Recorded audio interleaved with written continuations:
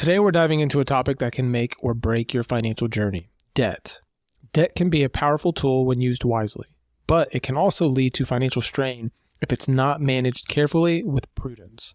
In this episode, we'll be looking at when debt can actually work in your favor and when it's best to avoid it. We'll cover some of the most common types of debt people encounter, from consumer debts like credit cards and personal loans to mortgages, student loans, and business debt. Our goal today is to help you understand which debts can serve you, how to leverage them wisely, and which ones might be better just left alone. Debt doesn't have to be a source of stress, anxiety, or negativity. When used strategically, it can open doors and create opportunities. So whether you're thinking about taking on new debt or looking to better manage what you have, let's dig into the practical ways to make debt work for you, not against you.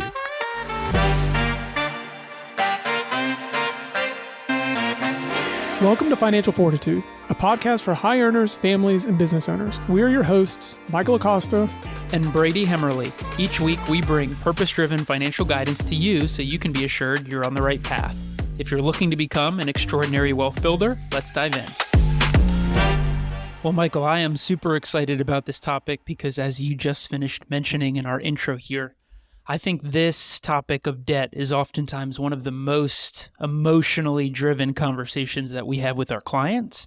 And I think it's very prudent for us to walk through both the pros and cons and what we tend to find is best for clients in a variety of situations. So I guess the first question I have for you is just talk a little bit more as to the conversations that you're having and some of the emotions behind what debt means to people. Yeah, of course. I would say that more often than not, the conversation around debt is coming up pretty consistently across all client conversations. I think it's really hard today to start off on a financial journey and not have some sort of debt tied to you, right? Whether it's good debt or bad debt, the conversation of debt is going to come up, right? Do I want to take on a mortgage in order to experience being a first-time home owner? Do I need to take out a line of credit to jumpstart a business venture? Do I need to take out student loans in order to obtain a certain level of education and or experience or training so that I can get to a capacity of earning a certain level of income, right? There's different means of debt that are required in today's day and age when we don't have access to the capital readily available. And so what we find is that it can be very overstimulating for clients. It can be a source of, like I mentioned, stress, anxiety, frustration. There's the old adage of it being a ball and chain, which has a negative connotation to it. And it's very emotional, especially for people who have been taught their entire life that debt is evil. Yeah, and I think that's something super important to note. For many clients, debt and all of the emotions that surround it, they don't tend to discriminate. Whether you come from an affluent financial background or perhaps a background with a lot of financial acumen, or you come from a background where, hey, finance is brand new to you, the emotions are oftentimes still the exact same. We see oftentimes, hey, I'm super averse to debt, or I hate taking it on or considering it. Or maybe I'm afraid of it because of an experience that I had in the past, or I watched someone close to me have. And then there are individuals who just don't deal with it whatsoever. Hey, not an option for me. And most of the driver behind their decision-making is not necessarily the mathematics behind debt as a tool or debt as perhaps that ball and chain, but more so the emotions with here's who I am and here's what I feel first and foremost. Yeah, and that's where the relationship with money in general, I think, comes into the scope of the conversations that we have as we continue to humanize the conversations with everyone that we engage. And also that subconsciously we are being molded by our experiences and our upbringings, right? Like you mentioned, personal experiences with debt or indirect experiences by witnessing what someone else that you're close to may or may not have gone through when managing their debts. And then the type of debts, right? Because there are different types of debt. There's good debts and bad debts. So talk to me a little bit about what your experiences looked like in the past, just to give our listeners some context as maybe where you come from and how you consistently are battling this emotion of debt equals bad. Yeah. I would say growing up in our household, we didn't talk about money often, right? Outside of when you would ask your parents for something, right? Can I get this? Can I get that? We need money for this piece of equipment for sports, whatever it might be. And often it was something that was primarily budgeted for. I very rarely remember my mom using credit cards. I think for us, credit cards weren't really something that were leveraged. They were viewed as being negative or bad or something that could create a huge spiral and get out of hand quickly when not utilized prudently. My first real experience or encounter with debt personally would have been my student loans. All right, I've talked about it in the past. I went to a private out-of-state school so that I could have the opportunity to play Division II lacrosse and get a higher education, and didn't really know much about what student loans were, how they operated, or even the fact that I had student loans until I graduated. And then from there, beyond that, it was taking out a mortgage through a first-time homebuyer program in order to get my first property, something that I owned tangibly with a bank. Beyond that, though, everything was really try to steer clear of credit cards as much as possible until I was able to become more educated and knowledgeable about how they actually work and the most prudent and advantageous ways to utilize them so that you actually reap the benefits and rewards, which we're going to talk about later on in today's conversation, as opposed to getting taken advantage of by the actual credit card companies. Now, talk to me a little bit about your experience growing up. How have you viewed debt, or how was it discussed around the dinner table for you guys? Yeah, it's a great question. I'd say from an upbringing perspective, I grew up in a household that more consistently talked about the financial picture, how working and saving was very important, how to save for the future, invest for the future being very important. But the common theme in any financial discussion was you shouldn't buy something you don't have money for now. You shouldn't buy something you can't afford, at least once over. And taking debts out in any form or fashion was bad. Right? Frowned upon, a bad financial choice, just shouldn't be considered. And I'd even go as far to say that whenever I was asking mom or dad for money for sports equipment, for a trip, for something that I wanted, dad was prudent enough to try to explain, well, what is interest and how does interest affect your borrowing decision? So much so that, hey, if I wanted $100 to go to the movies or to go on a trip or to go get whatever it is that I wanted, and dad was more than willing to lend me the $100, but there was always interest attached to it on the back end. If I give you this 100, it's going to cost you 120 back. And so when you're 9, 10, 11 years old, that's kind of a foreign concept. Like why? I don't get it. And I think as well as he did to teach me and my sister about interest and perhaps debt being a tool to maybe not consider instead of consider, I think what it really taught us was to just simply look at other banking institutions, Bank of Mom instead of Bank of Dad. Which is funny because that's played a role, I would imagine, in how you view debt today and how you even take advantage of debt, or how you view your banking relationships for that matter, like lightheartedly. Let's talk about the landscape today, in that we know already that personal finances is something that can lead to a relationship's demise, right? We talked about that in our second episode. Things that you should do financially after saying I do, and how personal finances can be a point of contention for relationships.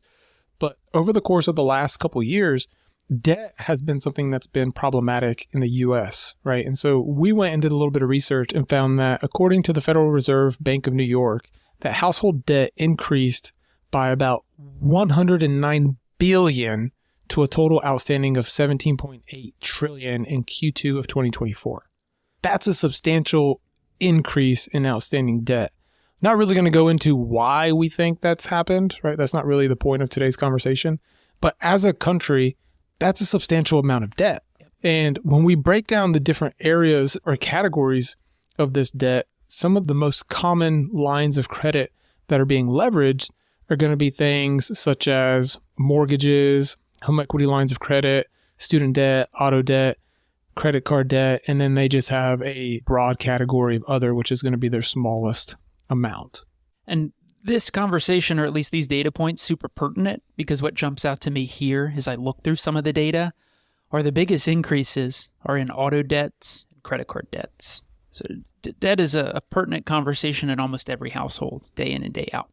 And if you feel suffocated by your debt, right, if we're going to scratch the surface a little bit on the emotional side of things, it can cause you to make irrational decisions because you feel as though you're backed up into the corner. You really have no alternative route to take. And if you over leverage yourself in an inappropriate way, then that's when you start to feel paycheck to paycheck and you feel like you're not making any progress with your personal financial goals because most of the money that you're earning is going right back out the backdoor towards someone else's balance sheet, right? Some sort of creditor, whether it's your mortgage provider if you bought too big of a home, whether it's your student loan provider if you're in the wrong repayment plan, or you haven't strategically addressed how you want to pay those back and you're just blindly going through it. Or your credit card providers, because we are preyed on when we go to any sort of store to, hey, sign up for this credit card and you'll get 10% off or 15% off immediately, right? And then you're stuck with this extra card and now you got an entire wallet full of cards that you rarely ever use. And then it's very easy to forget making those payments. So I think the effort in today's conversation is knowing that debt is more a byproduct of just simply not having the capital or the financial means required to attain a certain life experience or a certain purchase.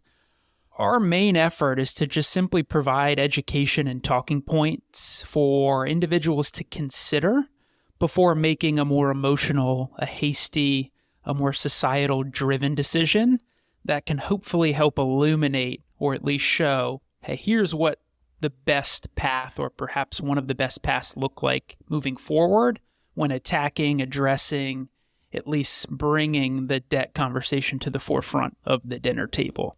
So let's jump into it. Break down for me the difference in your mind between what we commonly hear is good debts and bad debts, right? I feel like that very loosely gets thrown around, but I don't know of too many professionals or individuals that break that down concisely for the average Joe to easily digest. So in your mind, break down for us the difference between good and bad debts.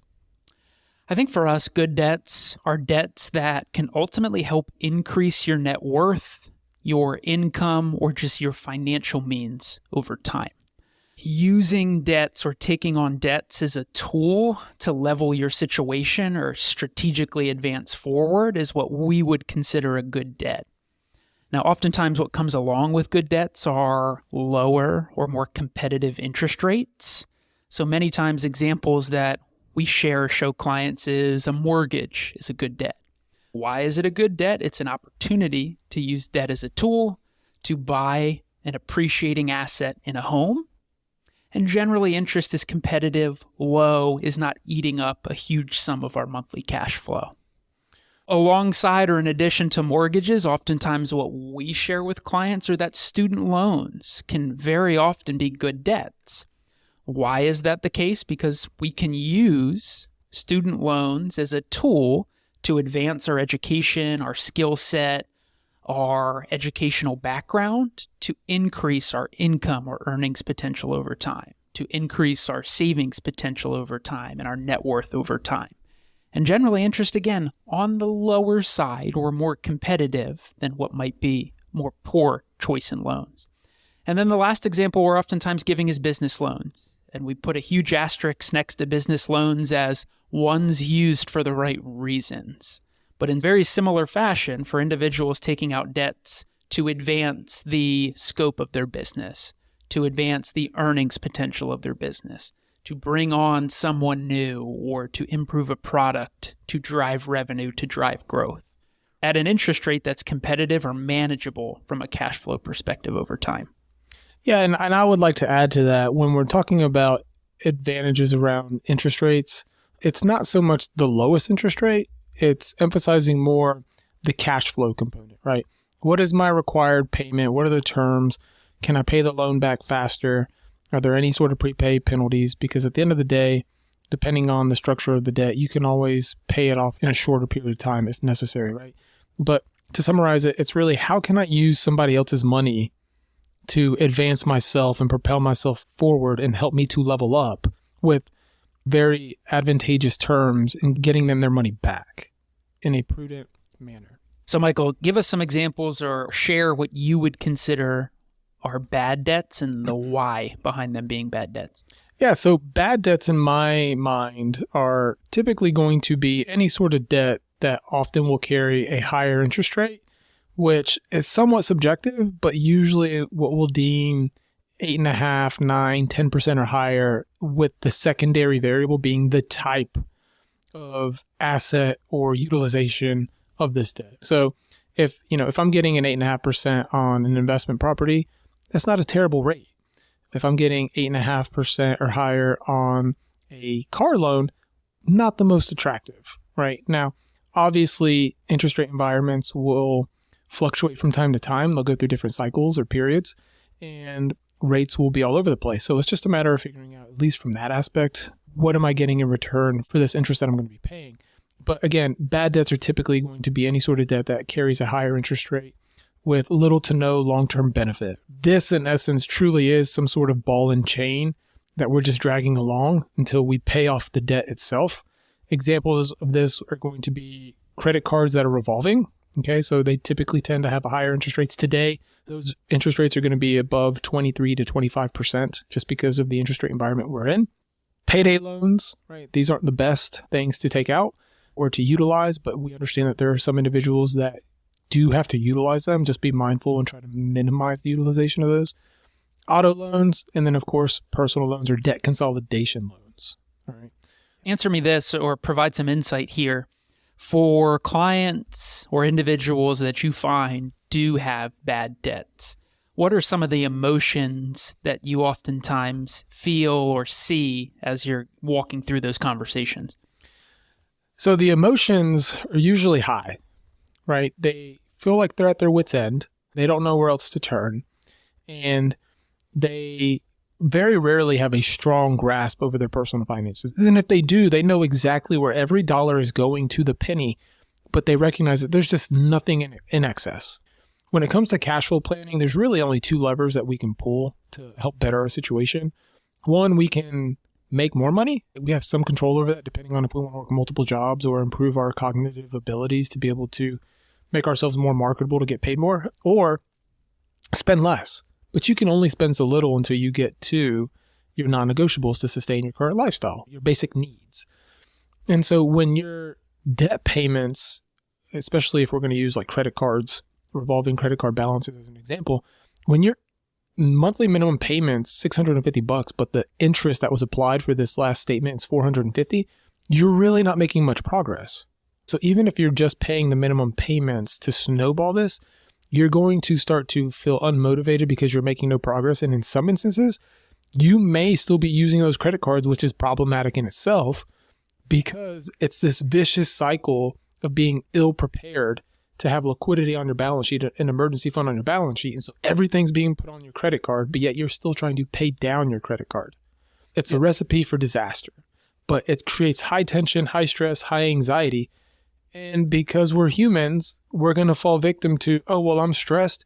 What are some of my outlets for overcoming the stress or putting the stress at bay? Health deterioration, spending money, whatever it might be, right? There are different sorts of subconscious actions that we'll take to help overcome these overwhelming stimulant feelings around the stress of your finances. No, I would wholeheartedly tend to agree. The thought that I oftentimes echo there is it just feels like you're being consistently defeated, right? In many instances, when there's too much bad debt on the balance sheet and there's too much bad debt eating up our cash flow, it's very hard to find instances where, hey, we had a substantial or notable win because interest payments just creep up right behind any win that we would have made that last month or the month prior. If we already have debts on our balance sheet, like regardless of whether they're good or bad debts, are there things that we could be doing to leverage these debts to continue to help us utilize them further or to have, seek further benefits of them to continue to level up our progress financially?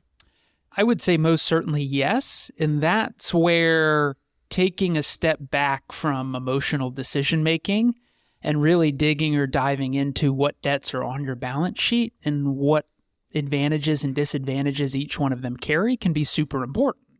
Because as we noted earlier, there are some debts that most certainly can be used as a tool to level up financially, but then some of those same debts or even others can be used or have additional benefits attached to them that we can take advantage of alongside of our financial journey. I think the biggest example or the most pertinent example for many individuals is their mortgage debt, right? We talked about that a bit just a few minutes ago of how, first and foremost, a mortgage is ultimately an investment in future equity in a property. In many instances, for most Americans, their property oftentimes is one of the biggest assets on their balance sheet. Correct. To leverage a mortgage to eventually attain equity in one of the biggest assets on your balance sheet is hyper important. And then you add in what might be potential tax advantages alongside of the equity that you're building in your home, right? That debt all of a sudden becomes quite powerful as a tool.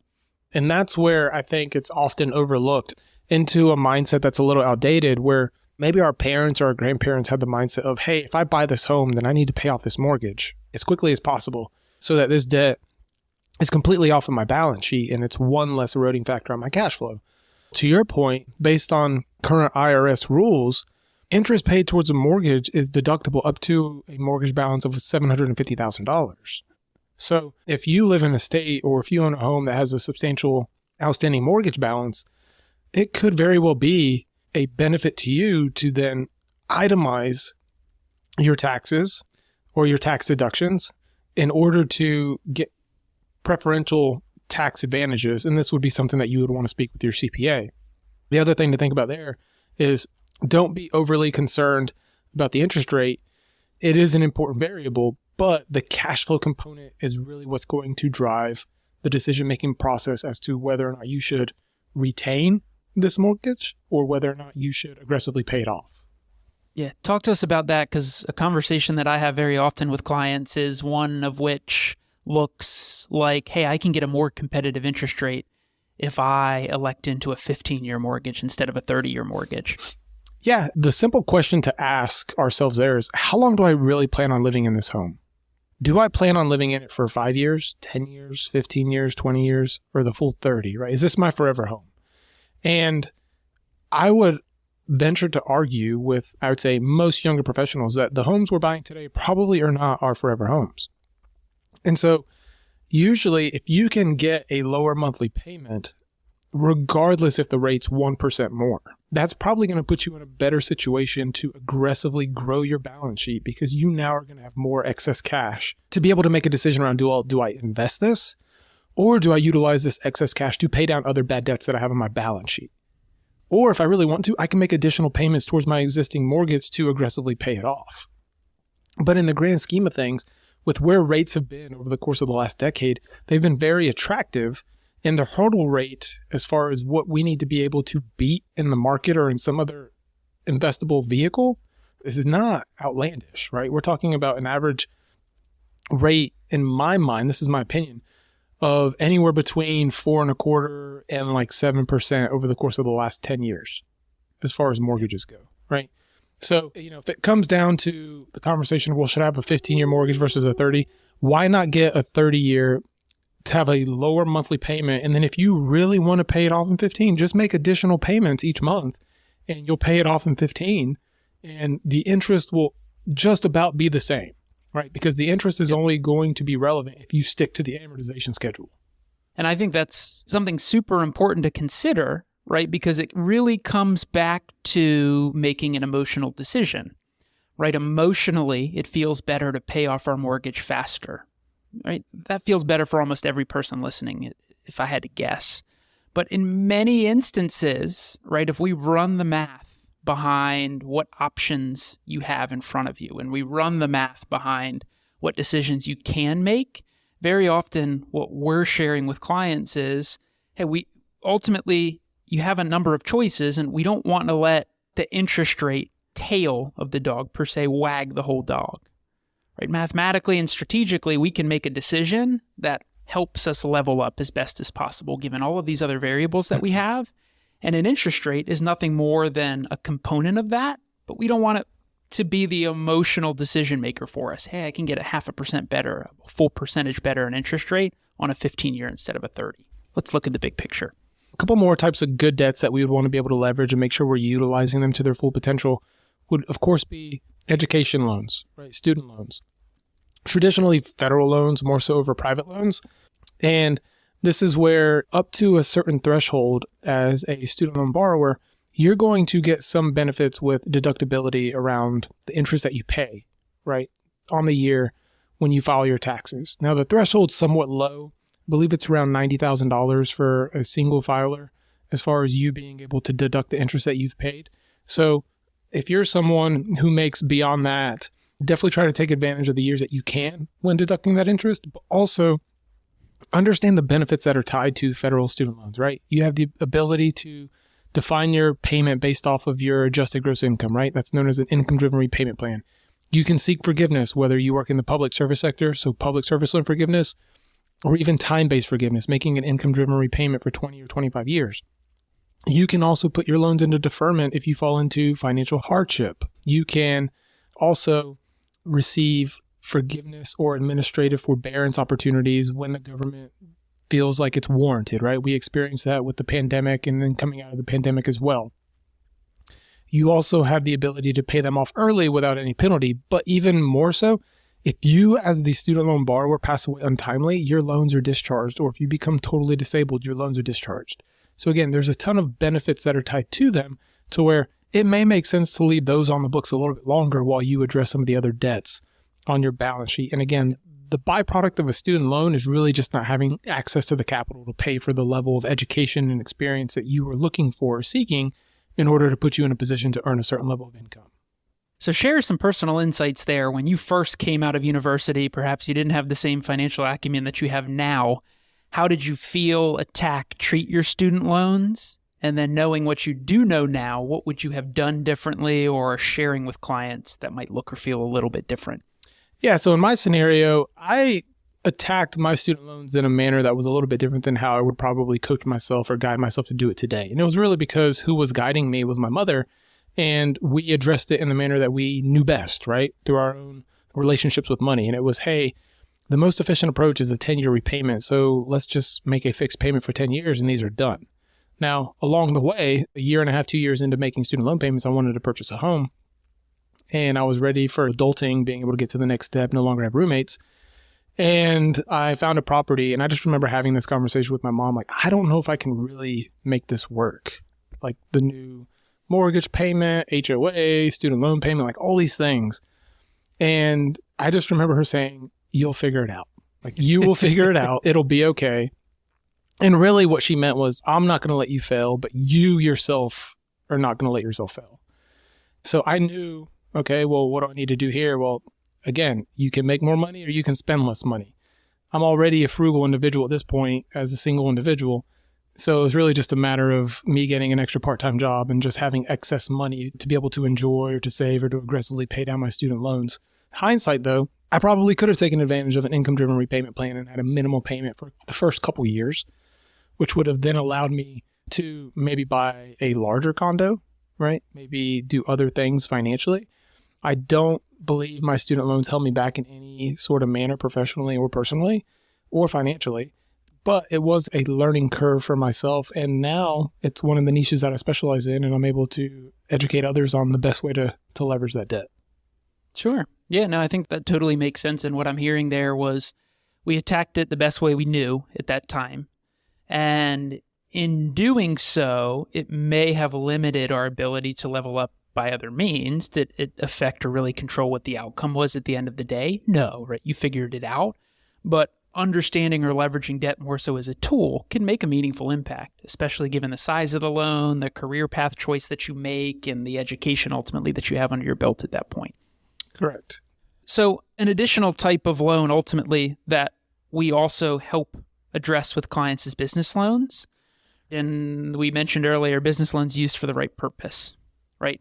Very often we find clients are looking to take a business loan initially to either start a business, expand a business, or essentially build out a bigger practice, build out a bigger footprint, build out a bigger marketing approach, whatever that might look like. And from a guidance perspective, our focus is always on whether or not taking out that loan is truly a tool, and we can use that debt to increase potential income streams alongside of the tax benefits a business gets from debt service and other costs within the business. Now, there are many instances where individuals are taking out business loans to finance either personal choices or taking out business loans ultimately to drive what is not revenue. And frequently what that tends to lead to is cash flow suffocation or cash flow challenges. And that's ultimately where we're beginning to have this conversation of, hey, what's the goal behind using the debt? What's its purpose? Right, because if you're just leveraging up on business lines of credit, business debt for Section 179 deduction at the end of the year, and there's no real purpose behind it other than to get a deduction, then you're stuck with some form of payment that you have to make on an ongoing basis, right? This is an eroding factor on your cash flow. And you made the comment of it suffocating your ability to grow, right, as a business. Because if your cash flows and revenues that you're bringing in are being dedicated towards servicing your debts, are you handcuffing yourself on being able to expand? If you own a dental practice, are you handcuffing yourself on being able to be prepared to buy that second practice or that third practice, or being able to make some sort of expansion within your veterinarian office? What are the things that you need to be doing cash flow wise to make sure that you're not hemorrhaging yourself because of these operating expense deductions that you're getting through servicing these debts? So just make sure that it's being purpose driven and that you're not over leveraging yourself there. Another form of good debt that we find that's attractive, and it's almost one and the same, different types of collateralized assets would be a home equity line of credit as well as a securities backed line of credit. Right? HELOC and SBLOC are the acronyms. So as far as the HELOC goes, this is a great way for homeowners to be able to tap into the equity in their home, right? We talked about it earlier. One of the biggest assets on our balance sheets tends to be a piece of real estate. However, you don't really get to realize it until you sell it, right? So the equity that you're building up in the home is not necessarily inaccessible. It's just not readily available to you in an instant.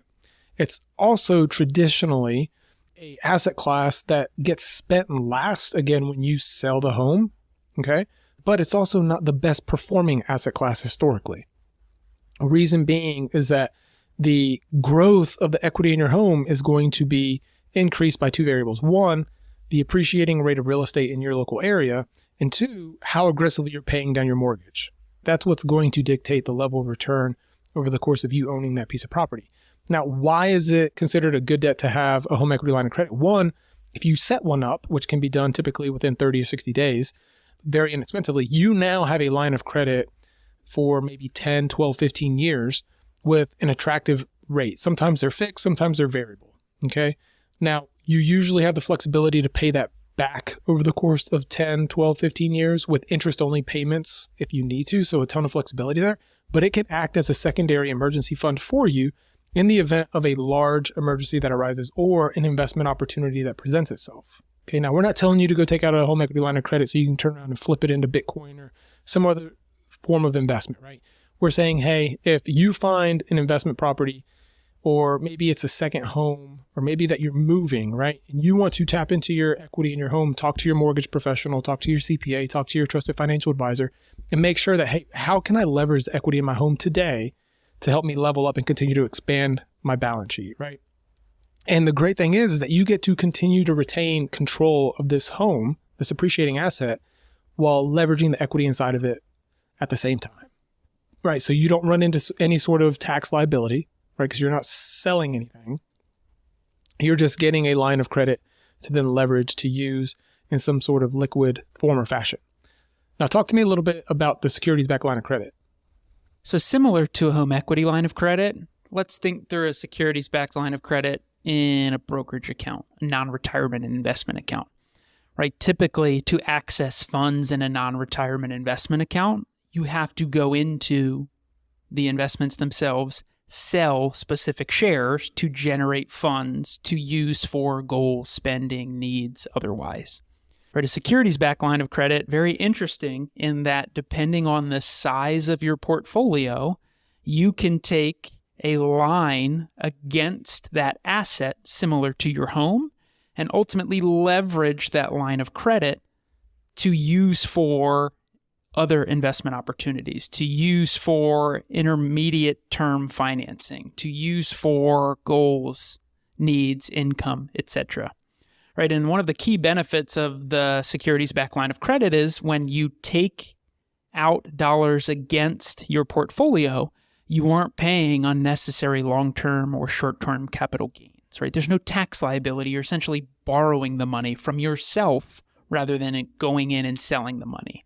So it's a very unique way for clients, individuals to retain the control of the money that they have and turn themselves into almost their own bank account in certain forms or fashion with very competitive interest rates compared to a credit card, compared to debt consolidation, compared to a personal loan. And it begins to allow clients to look across their balance sheet as it builds to take advantage of a concept that we call velocity of money, which is ultimately just using your money or allowing your money to work harder for you. Yeah, the way that I like to think about velocity of money is how can I take this dollar and utilize it in multiple efforts without actually giving up control of it, right? I want to be able to repurpose this over and over and over and over again. And so when it comes to securities-backed line of credit rates, they do tend to be variable. They have to be tied to a non-retirement after-tax investment account. So like Brady mentioned, a brokerage account. And the rate that they are tied to is known as the SOFR rate, S-O-F-R. And so some providers, and I'm referencing the one that we use, depending on the size of the line of credit, will give you a variable rate of 1 month term SOFR plus 2.8%, right? And so it's attractive in the sense that today, if you had a line of credit that was between $250,000 and $499,000, your variable rate is going to be SOFR plus 2.55. The SOFR rate today, as of November 8th, 2024, is 4.616%. So the 4.616 plus the 2.55 is going to give you a variable rate of about 7.166%.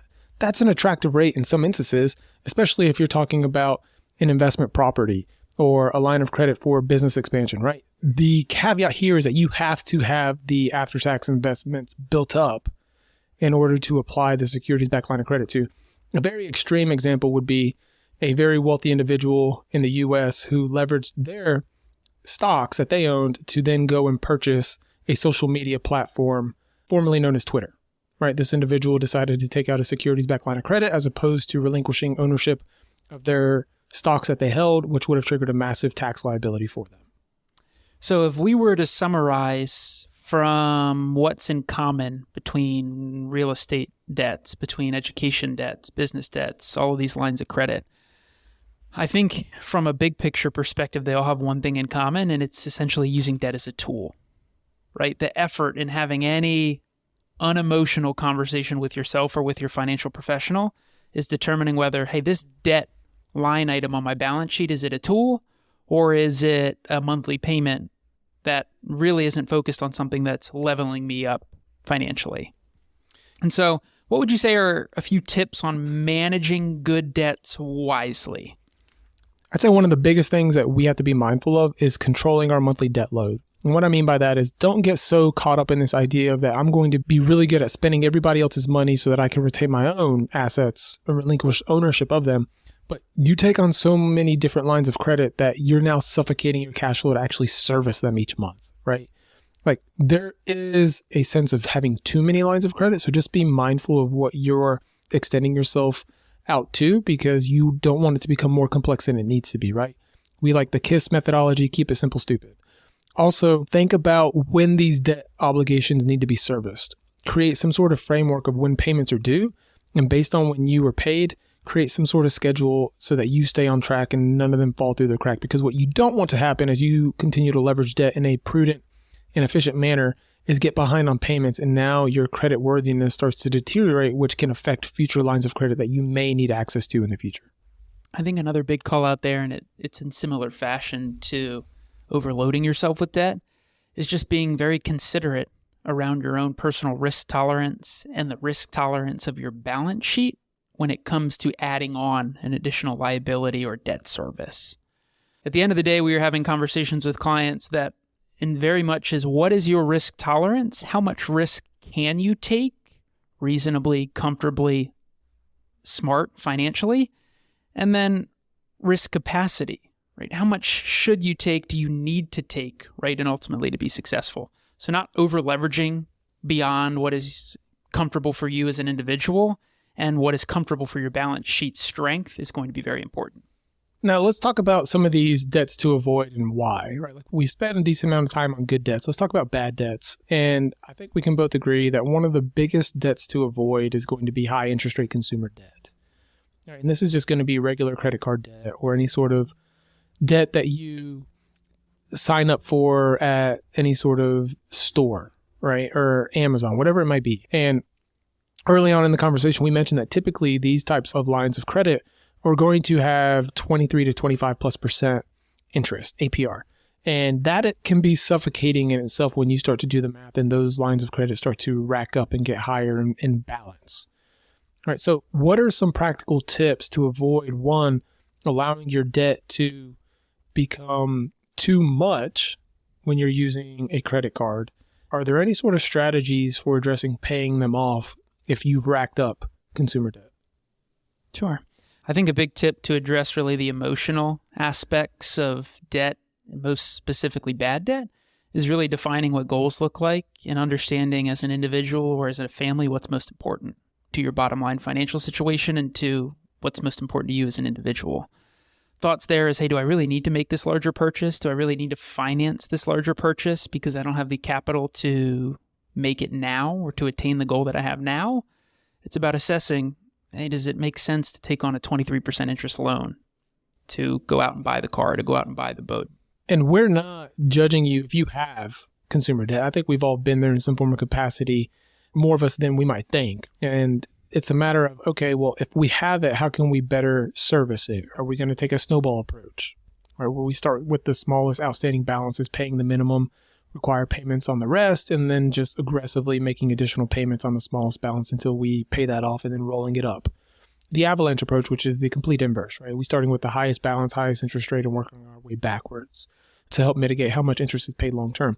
Or are we taking advantage of 0% APR balance transfers, right? Like that's a favorite tool of mine to leverage when we can in a prudent manner just to survive and advance the debt without crippling our cash flow, right? How can we get these payments into a reasonable, manageable amount while still being able to save in some form of capacities, right? So when it comes to the consumer debt, I think it's a matter of just trying to not overextend ourselves, but give ourselves grace because we already know that inherently as humans, we were designed for instant gratification. As we start to recognize, hey, this is a large purchase that I would like to have, let's have an internal conversation. Do I really need it in this given moment? Or can I wait another pay period or another 2 pay period and then come back and put a smaller amount on a credit card to then be able to reap the rewards as far as the points, cash back, whatever that might come by using that actual card. As far as auto loans or boat loans, the CFP board recommends that if you're going to finance a car, to try to pay it off in 60 months or less. Now, I personally have gone through the process of financing it for 72 months, 84 months, but then paying it off in 60 months just so that I can get a lower fixed monthly payment because, again, cash flow really controls everything. So I didn't want to suffocate my monthly budget with a higher payment, knowing that, hey, when I get the opportunities to, I want to make larger payments throughout the course of the year to have this paid off in 5 years as opposed to 6 or 7. I think another tip to consider when attacking consumer debts or really any bad debts is not getting fooled by the whole concept of your credit score being a huge financial determinant of your success.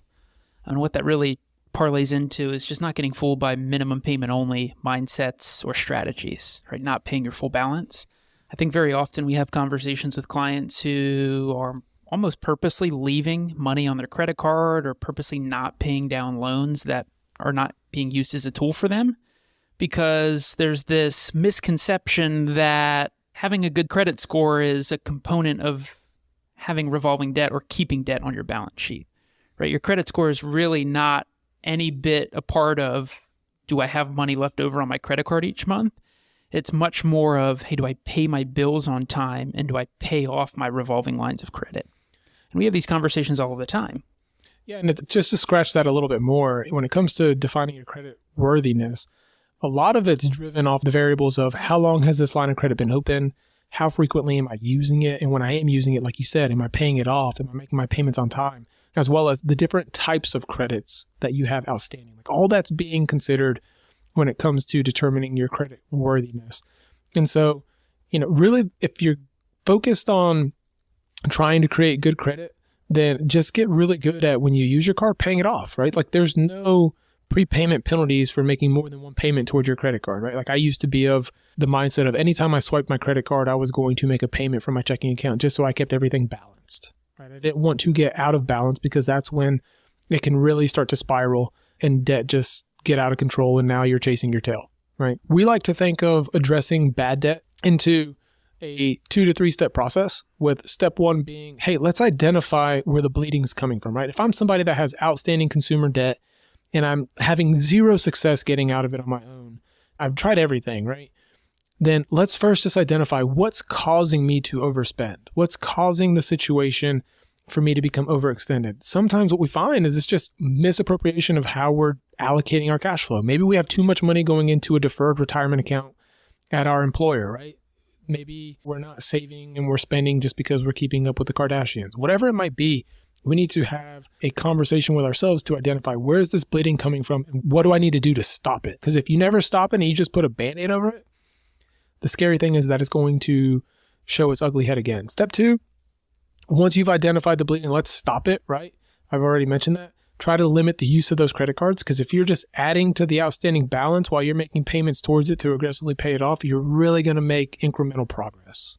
A big call out there tip-wise, just to jump in, is perhaps even using a different card, right? Not to continue the snowball cycle of adding more consumer debt, but more so, hey, this is the card that I'm really targeting from a balance perspective. I want to pay this one off first. After walking through what strategy's best, I'm going to go spend the rest of my needs, wants, wishes for the upcoming month on a different card, whether it's my debit card, whether it's a different credit card, whether it's cash in hand, right? As I'm focusing solely on paying one of my cards off, I'm not adding anything else to tackle just simply next month to it. No, that's a great tip. And I would even expand it further just to say, if you are going to continue to use the credit card, just use it for the budgeted items, right? Gas for your car, groceries, any sort of subscription that you might have that's more of a necessity than a desirable. Try to keep those discretionary spending events off your actual credit card for the time being until you get everything under control. And the third step that I would recommend is don't be afraid to leverage 0% APR balance transfers. Yes, there's typically some sort of fee associated with the balance, 3 to 6% one-time fee tacked on.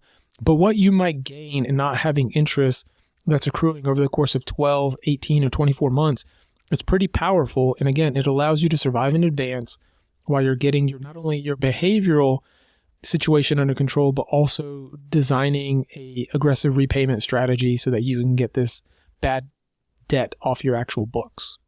So I guess the last question that I have in the last few minutes of our episode here is just talking through this concept of there being a utility to debt. Can you expand on that and perhaps how individuals may need to begin recoaching or rebuilding some of their emotional ties to what debt means to them?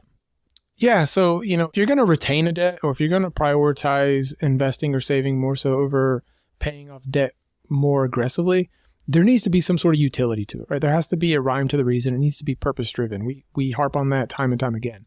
So the example I like to start with is federal student loans. So we talked about it earlier that with federal student loans, interest is deductible, assuming that your adjusted gross income does not exceed $80,000 to $95,000 for an individual and $165,000 to $195,000 for married couples, right? And this is going to be the 2024 number set forth by the IRS, okay? So what I mean by there is, one, if I'm an individual, a W-2 employee, I don't own my own business, and my income has exceeded those thresholds, now it might make sense to try to prioritize these a little bit higher while also taking into account what my weighted average interest rate is, depending on what my outstanding student loan burden looks like. Now, if I'm a dental practice owner or a family medicine physician that owns my own practice, one of the questions that we have to ask ourselves when assessing whether or not I should continue to retain these is, hey, have I exhausted the utilization of them compared to the other debts that I have as a business owner? If I'm not really getting much value out of retaining these student loans like I would a business loan, then let's just go ahead and forego it, because payments towards your federal student loans as a business owner are not deductible like payments towards an outstanding business loan are, right? From an operating expense or an overhead expense standpoint. So in that scenario, if I'm going to pick and choose between should I aggressively pay off a line of credit for an expansion so I can put another seat or chair in my dental practice versus aggressively paying off my student loans, I'm probably going to aggressively pay off my student loans, right? And maybe take a K-1 distribution throughout the course of the year to make an additional aggressive payment while retaining that line of credit for the expansion of that additional chair in my practice. Yep. Yeah, the focus there is on use or utility. I get a benefit from keeping a certain debt versus extinguishing another, instead of just emotionally throwing money whichever direction feels best based on my financial situation at that time or where I'm getting coaching from other individuals who aren't me. Correct. And we talked about it earlier a little bit, and we'll revisit it here, but having a mortgage as well as a home equity line of credit, the interest that you're paying towards those shouldn't create any sort of anxiety or stress as long as it's being utilized in the appropriate manner, right? We talked about it. IRS code allows interest to be deductible on your taxes up to $750,000 in mortgage. In certain states, that's going to be more meaningful than others, or with certain mortgage balances, that's going to be more meaningful than others. Even if you're in retirement and on a fixed income, that could be meaningful depending on if the interest you're paying is higher than the standard deduction, right? And with respect to the home equity line of credit, if you're using that line of credit for improvements on your primary residence, then that interest is deductible as well. So just when you're utilizing a home equity line of credit or when you're managing your mortgage and trying to figure out whether or not you need to completely eliminate a mortgage or a home equity line of credit from your balance sheet, it's recommended that you speak with a trusted mortgage professional, a trusted CPA/tax professional, or a trusted financial professional. As we begin to wrap things up here, Michael, if you could pull out from our conversation maybe 2 to 3 key indicators of good debt management versus bad debt management. Yeah, I'd say the first component that really needs to be considered is awareness, right? When it comes to leveraging debt, you just need to be aware of what type of debt do I have, but also be able to identify why do I have it? What's the purpose of it, and how am I utilizing it in a manner to help me level up, right? Am I using it as a way to build equity on my balance sheet? Am I using it as a way to increase my income earning potential, right, through the form of a student loan?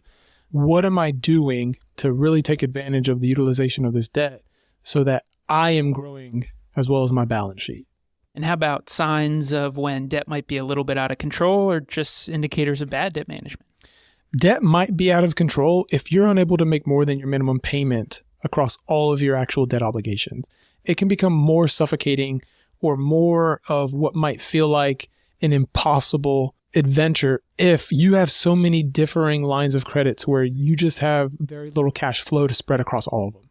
So this is where I don't think it makes sense to get too cute with trying to take advantage of the system. Don't just take out a line of credit just because you're going to get a 5% discount when you check out at the register. Make sure that it's purposeful, right? The rewards that you want to receive from any sort of consumer debt, credit card need to align with your lifestyle, right? If you prefer cash back, stick with cash back cards. If you prefer flying and traveling, air mile cards might be awesome, right? Don't just get a card for the sake of having a card. There needs to be a rhyme or a reason to it.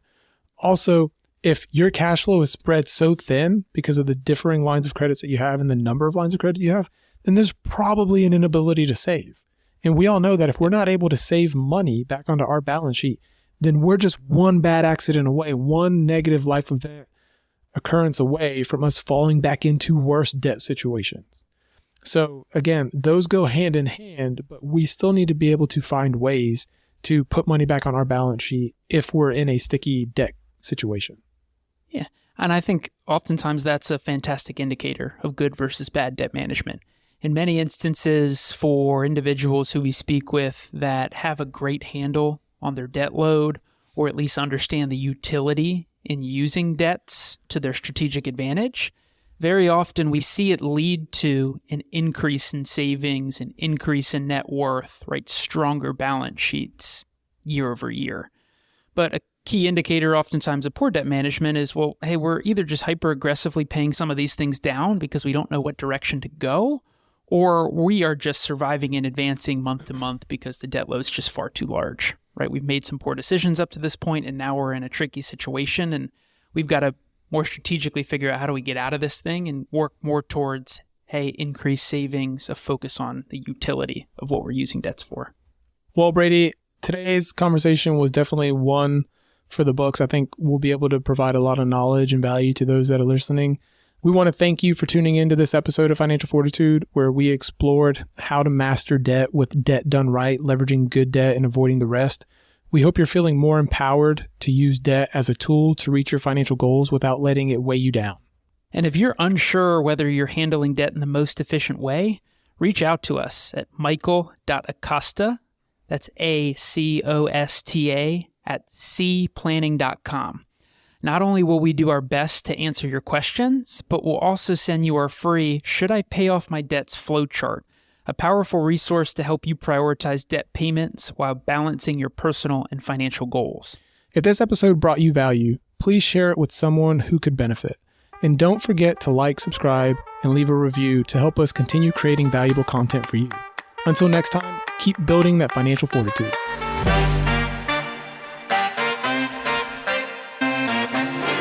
Thank you for joining us this week on the Financial Fortitude Podcast. We hope you enjoyed the show and learned something along the way. If you're looking for financial guidance that is personalized to your specific needs, we're here to help. Visit us at www.genesiswealthplanning.com to book a complimentary consultation. That's it for today. Make sure you subscribe so you don't miss out on future episodes. And as always, please share with others you feel could benefit from the show. See you next time.